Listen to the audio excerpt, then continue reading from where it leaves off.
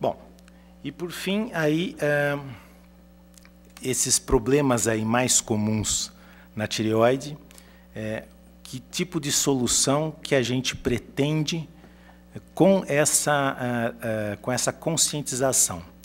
Que, na verdade, essa conscientização com o mês internacional da tireoide, com a semana da tireoide, a gente procura conscientizar primeiro a população. Então, a população deve lembrar que o problema da tireoide existe, que pode afetar a qualidade de vida, pode explicar alguns dos sintomas que às vezes você acha que é comum no seu dia a dia. A gente quer conscientizar os médicos, quer conscientizar essa população a procurar esses médicos. E a gente quer conscientizar os governantes, assim como o Luiz Lauro Filho aqui, para disponibilizar esse atendimento à população, disponibilizar o alcance dos recursos médicos para essa população. Hoje mesmo eu estava conversando com um colega amigo que atende no interior, e ele até estava vendo aqui os slides que eu estava preparando, e ele falou, poxa, Gino, um TSH é um exame simples, só que no interior, às vezes, a gente não consegue pedir esse exame, porque os laboratórios não têm, porque a prefeitura não viabiliza, não deixa fazer esse tipo de exame, né? Que não é um exame caro, é um exame cotidiano, nós temos aqui na rede. Mas nós já estamos encerrando aqui, né? Então, o assunto, só relembrando, é a tireoide. O importante do nosso mês internacional da tireoide é a conscientização da população, é a conscientização dos médicos, é a conscientização dos governantes. Então, eu queria mais uma vez agradecer o Luiz Lauro Filho pela oportunidade de estar aqui para expor um pouquinho sobre isso, para que a gente consiga aumentar um pouco a conscientização sobre essas doenças. A gente tem um grupo de estudo científico em tireoide e paratireoide, e também nesse mês a gente está lançando um livro para médicos, cirurgia da tireoide e da paratireoide, que, aliás, trouxe aqui um exemplar para presentear o Luiz Lauro Filho. Eu não sou médico, mas eu vou aceitar o presente e vou debruçar em cima disso para conhecer um pouco mais desse tema, viu, doutor? Exatamente. Se eu tiver alguma dúvida, eu vou tomar a liberdade de ligar para o senhor, mas eu agradeço o presente, que vai ser de muita serventia aqui no nosso gabinete. Muito obrigado. E também a gente está organizando um simpósio tireoide e paratireoide agora, dia 1º de junho, aqui em Campinas, que é um simpósio internacional, vai ter convidados internacionais, convidados de todo o Brasil, para discutir um pouquinho mais sobre o tema entre os médicos e discutir formas de melhorar esse atendimento à população dessa doença importante. E, na dúvida, procure o seu médico para tentar resolver, e sobre isso daí. E obrigado, era só aí que eu tinha para falar. Doutor, muito obrigado, parabéns aí pela sua pontualidade. O senhor falou que seriam 30 minutos, tirando o prazo que nós tivemos aí, que com a falta de energia, o senhor conseguiu cumprir no tempo certinho. Então, como eu havia dito no início, eu vou passar as perguntas e vou tentar fazer de uma forma assim democrática, para que não... Eu tenho algumas questões, o vereador Jorge também disse que tem. Eu queria saber se aí da plateia tem alguma questão a ser levantada. Tem lá? Então, eu vou pedir para a Marília tomar nota e eu passo a pergunta. Então, eu passo a palavra aqui para o vereador Jorge da Farmácia, para que ele possa fazer o seu questionamento. Vereador, a palavra é sua. Boa tarde a todos. Boa tarde. Parabéns pela sua iniciativa. Muito obrigado, doutor, pela presença também. Eu tenho algumas perguntas assim, para o senhor aqui. Uma delas é em relação à criança. Se a criança também tem algum problema relacionado à tireoide. Porque eu vejo assim, que não tem assim, um tratamento específico para as crianças. O senhor poderia explicar para nós? Bom, a tireoide, obrigado pela pergunta. A tireoide ela é importante em todas as faixas etárias. Como eu disse, é incompatível com a vida uma tireoide que não funciona nada ou que foi retirada.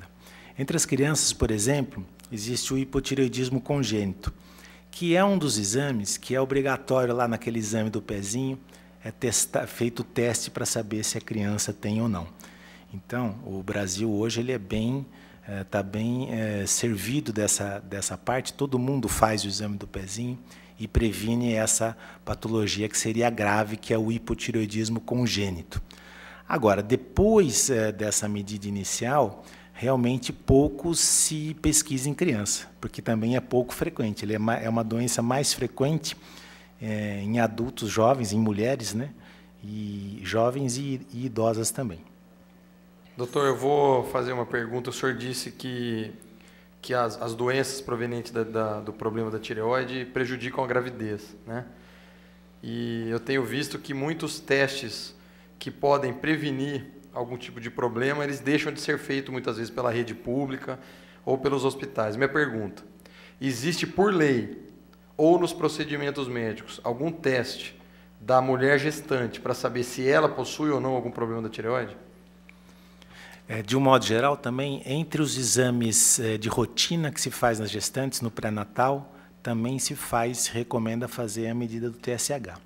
O problema é quando a gestante demora para procurar esse pré-natal por desinformação ou por não saber.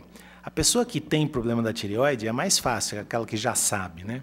Inclusive, a gente orienta a mulher que já está tratando a tireoide que, quando ela engravidar, a primeira pessoa que ela tem que ligar, antes do marido até, é para o médico dela, para ele já fazer o ajuste dessa dose dos remédios, para que não haja problema para o feto. Tá bom, doutor, obrigado. Eu tenho aqui duas questões que vieram aqui do público presente. Quero, então, agradecer aqui a pergunta e a presença da Magali, do Swift, e da Ivete, do Centro. Eu vou fazer primeiro a pergunta da Ivete: se todo nódulo suspeito precisa ser operado e se a evolução deste câncer é lenta ou rápida? Então, não tem que ser operado. Aliás, a gente nem conseguiria operar todos os nódulos. Como eu falei, se você for fazer ultrassom em todo o mundo, 50% da população tem algum nódulo. Você imagina operar 50% da população, né? Não teria médico para tudo isso. E o que eu também tinha comentado é que a maioria dos nódulos são benignos, então a maioria dos nódulos não precisam ser operados. A maioria dos nódulos podem apenas ser acompanhado, né? Sem maiores problemas. Só aquele nódulo que tem uma suspeita grande de ser câncer, ou que tem o diagnóstico de câncer, ou que está causando algum problema, que é o que teria que operar. E a continuação da pergunta, se a evolução é lenta ou rápida desse câncer? Aí depende, né? Porque a tireoide, ela é engraçada, ela tem desde cânceres, que é o mais comum, o câncer bem diferenciado, que a gente chama, que costuma ter uma evolução lenta, costuma ter uma evolução favorável se ele for tratado, né? Se ele for tratado. Até cânceres muito graves. Então, existe o caso de câncer grave, que cresce muito rápido, mas, por sorte, esses cânceres são menos de 1% dos tumores da tireoide. A maioria é de evolução lenta. Doutor, aqui então a pergunta da Magali, do Swift. Ela diz aqui que já tirou um nódulo maligno e faz acompanhamento. Qual o risco ou qual o percentual deste câncer voltar? Então, a chance desse câncer voltar é difícil a gente estimar assim, sem mais detalhes do tratamento que foi feito. Mas ele pode voltar, mas por isso que, quando se opera esse tipo de câncer, tem que ser feito o acompanhamento normal por toda a vida, praticamente. Anualmente se faz o exame? A gente fala assim, no início acompanha a cada 3 meses, depois a cada 6 meses, aí vai passando o tempo, uma vez por ano já acaba sendo o suficiente. Sim.